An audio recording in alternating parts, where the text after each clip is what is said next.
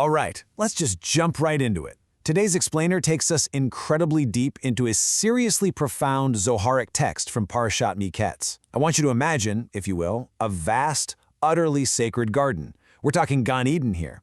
And it's glowing, it's pulsating with these incredibly vibrant, layered dimensions of life. The soil itself is rich, practically humming with hidden light. Now picture someone actively working that ground. And as they do, they aren't just turning dirt, they are literally drawing down this luminous, life-giving rain from the upper heavens, causing the entire ecosystem to absolutely erupt into abundance. This isn't just some quaint agricultural metaphor, you know. This is the opening scene to one of the most staggering, high-stakes mystical frameworks in the entire Zohar.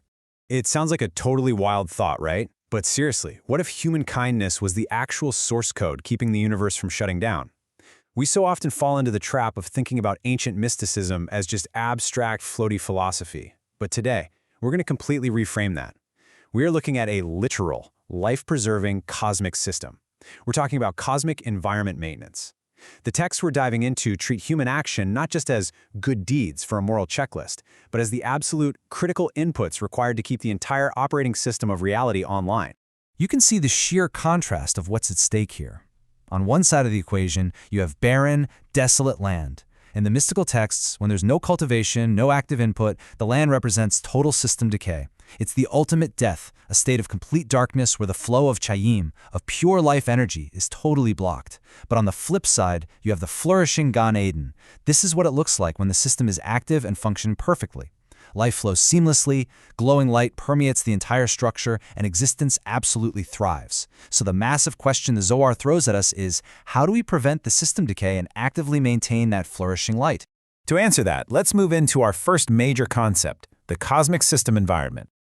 To really get to the sod, the deep hidden secret of the Zohar here, we kind of need to upgrade our vocabulary from basic farming metaphors to high-level cosmic engineering.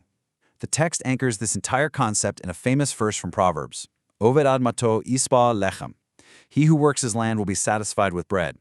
Now, on a surface level, sure, that just means a hardworking farmer gets to eat. But the Zohar unpacks this word by word and it blows the doors off that simple reading. Working the land becomes this incredibly profound metaphor for spiritual, systemic maintenance. And the bread? That is the ultimate cosmic sustenance. It's the divine flow drawn down from the absolute highest realms to nourish the lower worlds. So what exactly is this Adama, this field? Well, in our Kabbalistic framework, Adama represents Malchut, or the Shekhinah. It is the ultimate receiving environment. Think of it as the foundational operating system of our reality. But, and this is a massive but, it cannot generate its own code. It doesn't have its own inherent light. It has to be actively maintained and supplied with continuous, unbroken input from the higher layers, the upper Sephirot, to remain functional and to actually bring forth life. And this brings us right to another foundational verse that the Zohar intricately weaves into this teaching. Tzedakah tatzil mimavet, charity rescues from death. We usually hear this translated simply as, charity saves from death. But the deep secret here redefines death.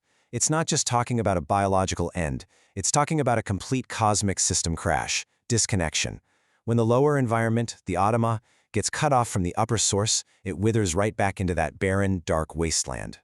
Which means tzedakah, along with the active study of Torah, well, they aren't just nice moral suggestions. They are literally a life-preserving system protocol. Going back to our tech analogy, tzedakah is the fundamental alignment protocol. It acts as a literal firewall against disconnection. It's what stops the universe from blue screening. When you engage in true tzedakah, you are actively coding the firewall that keeps the divine processes flowing and active. You are maintaining the connection. All right, so let's look at the mechanics of this in activating the divine protocol and Sephirotic flow. How exactly does a simple, everyday act of human righteousness trigger this massive cosmic reboot?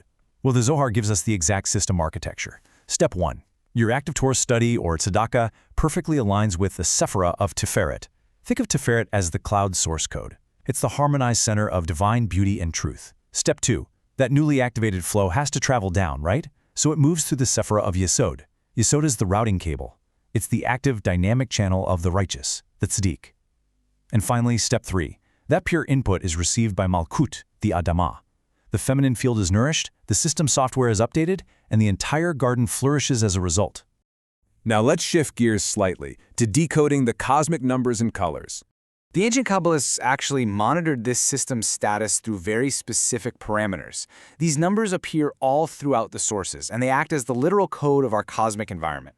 1 is the ultimate unity, the singular source of everything. 2 represents the dual flow, that necessary dynamic push and pull between the male giving principle and the female receiving principle, exactly like rain falling to the earth. 7 marks the lower Sephirot, which is the entire architecture of our constructed time and space. 10 is the complete, totally unified Sephirotic system. 18 is Chai, the active, vibrating pulse of life itself coursing through the network. And 70 represents the hidden, multi-dimensional worlds that are constantly, quietly sustained by this downward flow. And the texts don't just give us numbers, they track a stunning visual transition as this system reboots. Imagine watching it come online. Point 1 is barren blackness. The system is totally offline, the Shekinah is in exile. Point 2 shifts to early green shoots. The system is finally booting up. You're seeing the very first signs of Tiferet breaking through. Point 3 expands into this blinding, pure white light. This is chesed, harmonized flow, absolute loving kindness pouring down without restriction. And finally, point 4 is glowing, fruitful gold. This is the fully flourishing system, where even the strict, harsh judgments of Gevurah have been sweetened and transformed into productive, radiant life. Which brings us to operating the protocol.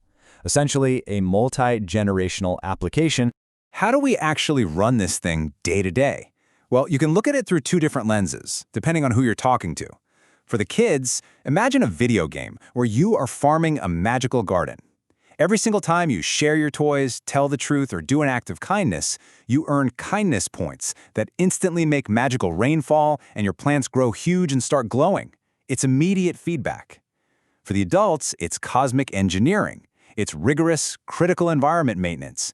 Your highly targeted actions of tzedakah and Torah study are the continuous higher-level inputs that are absolutely required to prevent the lower-level processes from undergoing a catastrophic system shutdown. It's different vocabulary, but it is the exact same truth. So, bringing this all together, true tzedakah is way more than just dropping a coin in a box or writing a check. It is Ovid ad Medoto. It is actively, purposefully working the field. It is the conscious cultivation of the Shekinah. By aligning your actions with the divine, you literally become the physical channel that draws down blessing. You rescue the system from disconnection, and ultimately you are the one sustaining the beautifully layered garden of existence. Your action, human action, is the continuous input reality requires to stay alive. So the ultimate question we're left with is this: what kind of code will your actions write into the cosmic environment today? Thank you for joining us for this complete journey through the Pardes. We hope these ancient truths help you and your family improve your own dimensions this week. If you enjoyed this full chapter deep dive, please like, subscribe, and share which part of the journey touched your soul in the comments. We'll see you in the next chapter.